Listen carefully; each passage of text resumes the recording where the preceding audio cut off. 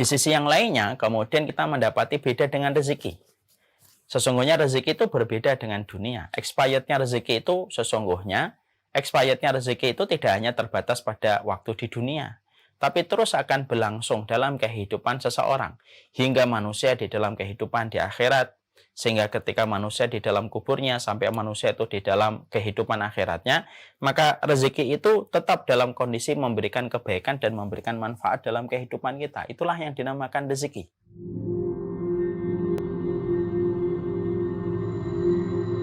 Tentunya kita masih banyak yang bertanya-tanya, apa bedanya rezeki dengan dunia? Walaupun sering saya sampaikan, tidak apa-apa saya refresh kembali untuk saya dan kita semuanya. Supaya kita mulai bisa membedakan, kita ini mencari rezeki ataukah mencari dunia. Maka kita harus paham, bedakan antara dunia dengan rezeki. Kalau kita membaca Al-Quran, kita akan menjumpai Allah banyak sekali mencela tentang dunia. Ketika dunia dijadikan tujuan, ketika dunia dijadikan menjadi sebuah obsesi terbesar kehidupan manusia. Dan salah satu penyesalan manusia yang menyebabkan manusia itu dijebloskan ke dalam neraka dan menjadi tawanan neraka, ya karena kesombongan pada dunia yang mereka peroleh dan pada aktivitas yang mereka lakukan hanya untuk mendapatkan dunia yang sejatinya dunia itu pasti mereka tinggalkan dan menuju kepada kehidupan di akhirat dan tidak ada yang tertinggal. Itu dunia. Sekaya apapun manusia, kalau hanya dunia, maka ketika mati hanya menjadi sebuah mimpi. Ketika dia bangun di alam barzah, dari semua pencapaian dunia yang mereka pernah peroleh dan mereka pernah dapatkan, dari tepuk tangan manusia ketika memuji dia bisa mendapatkan dunia dengan digit yang tidak terbatas, maka ketika seseorang itu mati, maka sesungguhnya dia sebagaimana orang yang terbangun dari mimpi. Dia ingat dunianya yang banyak ketika di dunia, tapi ketika di alam barzah, ketika tanah ada sisi kanan, sisi kiri, tanah di atas, maka tidak ada satupun dunia yang dia peroleh sepanjang hidupnya yang tertinggal di tangannya. Kayak kita, kata Umar bin Khattab, beliau mengatakan sebagaimana kita. Kalau kita mimpi yang indah, maka ketika mimpi, keindahan mimpi itu hanya bertahan ketika tidur. Dan ketika terbangun, mungkin anak kita membangunkan, atau mungkin karena sesuatu yang mengagetkan sampai kita terbangun, semua keindahan yang kita lihat di dalam mimpi menjadi selesai, seiring dengan terbangunnya kita dari tidur yang panjang ketika kita bermimpi. Itulah kata Umar bin Khattab. Dunia itu memang sebagaimana mimpi ketika orang mendapatkannya dan menjadi tujuan dalam hidupnya. Dunia itu dalam sisi yang lainnya tentunya berbeda dengan rezeki. Ketika dunia dicela oleh Allah, Allah tidak pernah mencela rezeki. Perhatikan, Allah tidak pernah mencela rezeki. Kalau antum sering bertilawah kepada Al-Quran, maka antum pasti akan menjumpai bahwasanya kata rezeki itu selalu disebut pada makna-makna yang positif. Selalu disebut dengan makna yang positif. Ketika Allah menyampaikan wafis sama iriskukum wama tu'adun, di langit itu ada rezeki yang dijanjikan kepada kalian. Artinya adalah di langit itu ada hujan yang akan membawa rezeki. Allah juga menyampaikan bahwasanya di dalam surat At-Tolak, orang yang memasuki surga itu merupakan rezeki yang terbaik. Dan Allah menyebutkan rezeki di dalam Al-Quran itu dalam bentuk makna yang positif. Disitulah kita mendapati bahwasanya dunia konotasinya adalah negatif. Tetapi rezeki konotasinya adalah sesuatu yang positif. Di selain itu juga bahwasanya juga kita harus paham perbedaan antara dunia dengan rezeki itu adalah dunia itu hanya terbatas, masa gunanya itu hanya terbatas ketika kita masih sehat. Ketika kita masih sehat, ketika kita masih afiat, maka kita bisa menikmati dunia.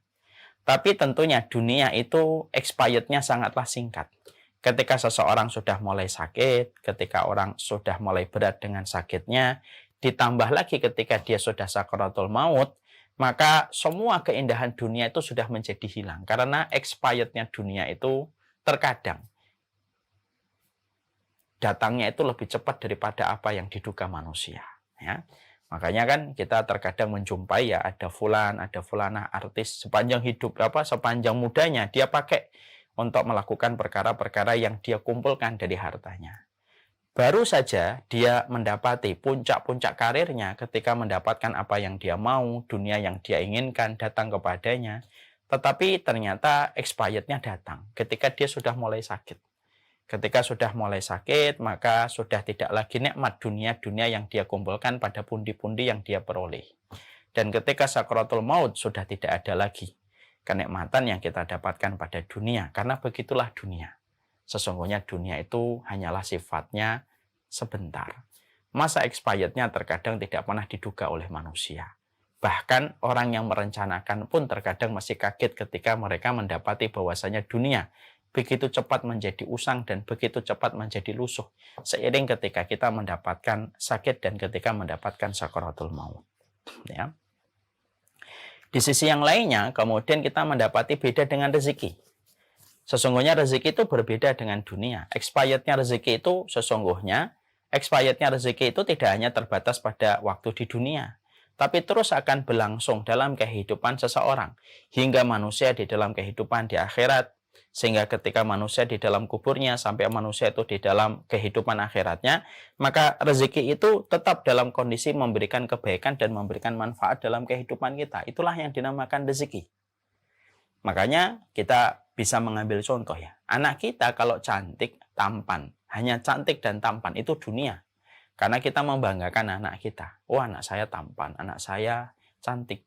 Itu hanya urusan dunia. Ketika kita sudah mulai sakit-sakitan, maka sudah tidak ada lagi apa yang kita banggakan dari kecantikan anak kita dan ketampanan anak kita. Tapi beda kalau anak kita solih dan solihah. Anak kita solih dan solihah itu bukan dunia tapi rezeki. Karena ketika kita tua, ketika kita sudah mulai berumur, sudah mulai sakit-sakitan, sampai ketika nanti kita meninggal dunia, anak kita solih, anak kita taat kepada Allah, imannya benar kepada Rasulullah, maka walaupun kita sudah ada di dalam kubur, maka sesungguhnya terus memberikan manfaat kepada kita. Karena itulah yang dimaksudkan dengan rezeki. Urusan lapangan barzah kita, salah satunya karena banyaknya rezeki yang kita peroleh dari anak-anak yang solih, istri yang solihah, dari ilmu yang bermanfaat, dari kecintaan orang solih kepada kita, itu semuanya rezeki. Dan tentunya masih mengalir pada kehidupan kita ketika kita sudah dalam kehidupan di alam barzah. Teman yang terkenal itu dunia, karena kita bisa mendapatkan tanda tangan dan foto dan bangga ketika kita bisa meminta kepada orang yang kita puja. Tapi seseorang yang solih dan taat itu rezeki.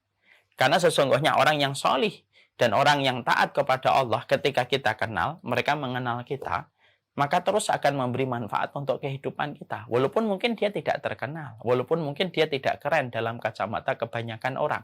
Tapi ketika dia taat, ketika dia solih, kesolihan dan ketaatan itu rezeki yang tidak tergantikan dengan uang berapapun nominalnya.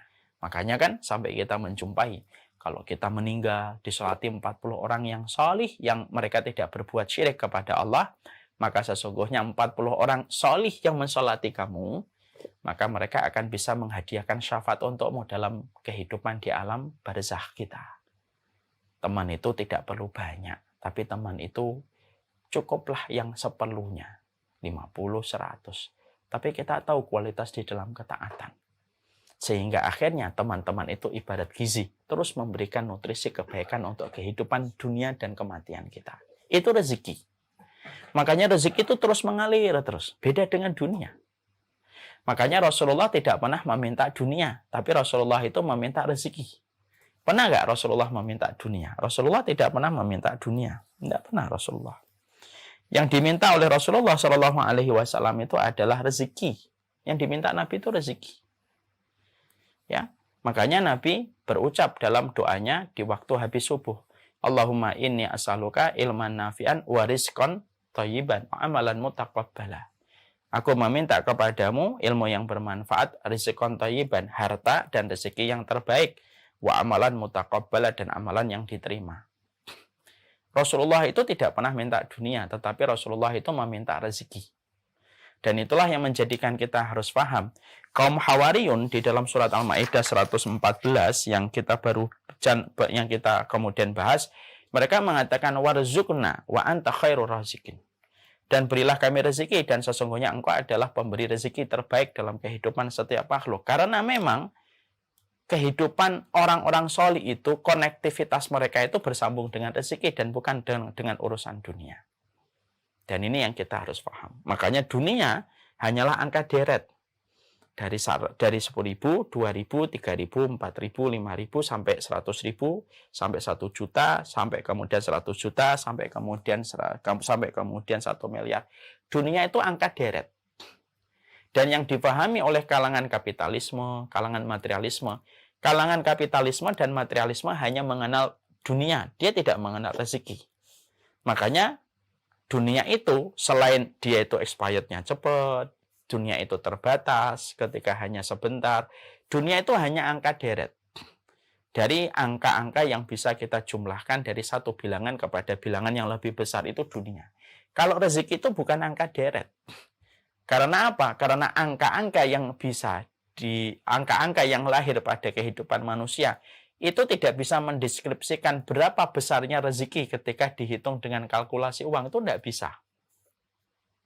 Ya, makanya banyak orang yang berkata, saya tidak punya harta banyak, tapi saya bahagia betul dengan keluarga saya. Dan saya tidak mau ditukar dengan dunia sebanyak apapun. Nah, ini rezeki. Rezeki itu dia tidak bisa dihitung dengan angka, karena angka itu terlalu rendah. Angka itu terlalu rendah, angka deret itu terlalu rendah untuk menghitung rezeki. Makanya kemudian rezeki itu cakupannya luar biasa. Dan inilah perkara yang sejatinya harusnya diperhatikan oleh setiap hamba yang beriman. Harus diperhatikan ustadz, harus diperhatikan penuntut ilmu. Bahwasanya yang kita cari dalam kehidupan kita bukanlah angka deret, tetapi yang kita cari itu adalah angka rezeki. Di mana rezeki tidak memiliki angka yang bisa dibatasi dengan apa yang kita hitung. Karena apa? Rezeki itu tidak terhitung harganya. Ya. Berapa banyak orang yang mereka itu berkata, ya, dari tukang becak, enggak apa-apa saya tukang becak, tapi anak-anak saya sehat, itu lebih daripada apapun. Mereka ngomongnya apa tukang becak? Ini lebih daripada apapun. Itu sudah mendefinisikan rezeki. Dan inilah yang kemudian menjadi penting dalam salah satu poin. Kenapa kaum Hawariyun ketika mereka berdoa pada surat Al-Maidah 114, mereka mengucapkan warzukna. Mereka tidak mengatakan wazidna dunya. Kenapa mereka tidak mengatakan tambahkanlah aku dunia? Karena kaum Hawariyun sudah selesai dalam urusan dunia. Mereka tidak minta dunia. Tetapi mereka mengatakan warzukna wa anta khairur razikin. Ya Allah, kasih kami rezeki ya Allah. Supaya ketika kita sudah memahami arti dunia dan arti rezeki pada perbedaan-perbedaan yang signifikan di antara dunia dan rezeki. Kalau nanti kita minta rezeki, maka persepsinya kita harus dibangun di atas ilmu, bukan di atas apa yang kita bayangkan. Ini penting. Karena doa itu kan menghadirkan hati. Apa yang ada di hati kita itu mempengaruhi doa kita. Ya. Jadi kalau kemudian kita berdoa, kemudian yang kita pahami warzukna, lalu yang kita pikir itu 100.000, 200.000, 300.000, kita telah menyempitkan makna pada rezeki yang kita minta. Makanya inilah yang menjadikan kita menelaah apa yang disampaikan para ulama. Bahwasanya terdapat perbedaan antara dunia dengan rezeki. Allah mencela dunia, tapi Allah tidak pernah mencela rezeki. Allah itu Rasulullah meminta rezeki, tapi Rasulullah tidak pernah meminta dunia. Karena Rasulullah tahu yang terbaik di sisi hamba yang beriman itu adalah rezeki. Itu adalah rezeki. Makanya ilmu adalah rezeki. Mendapatkan keluarga yang memahami kita adalah rezeki. Memahami bahwasanya dosa yang pernah kita lakukan membuat kita menyesal dan meneteskan air mata, itu juga rezeki. Semuanya yang semua perkara yang menjadikan kita akhirnya mengambil sebuah kebaikan, itulah yang dinamakan dengan rezeki. Supaya kehidupan kita hari ini, pola pikirnya itu harus pola pikir yang benar. Pola pikirnya itu pola pikir robbani. Pola pikir robbani itu pola pikir bahwasanya tidak ada apapun yang dia ucapkan kecuali apapun yang dia sampaikan harus kembali kepada pola pikir robbani dan bukan pola pikir kapitalisme, materialisme, dan lain sebagainya. Itu yang kita harus mengerti. Manakah yang memuaskan dan membahagiakan? Yang membahagiakan rezeki. Yang membahagiakan rezeki. Kalau dunia, maka sesungguhnya dunia itu hanya memberikan kepada kita kepuasan. Dunia itu memberikan kita kepuasan, tapi tidak pernah memberikan kepada kita arti kebahagiaan. Memang dunia begitu. Beda dengan rezeki. Rezeki itu pasti memberikan kebahagiaan. Ya. Kalaulah rezeki itu tidak memberikan kebahagiaan, pastilah para nabi dan para rasul tidak meminta rezeki kepada Allah. Tapi para nabi menyadari rezeki itu merupakan bagian dari kelapangan hidup. Makanya minta rezeki. Ya. Jadi permintaan mereka adalah permintaan rezeki yang mereka hajatkan kepada Allah Subhanahu wa taala.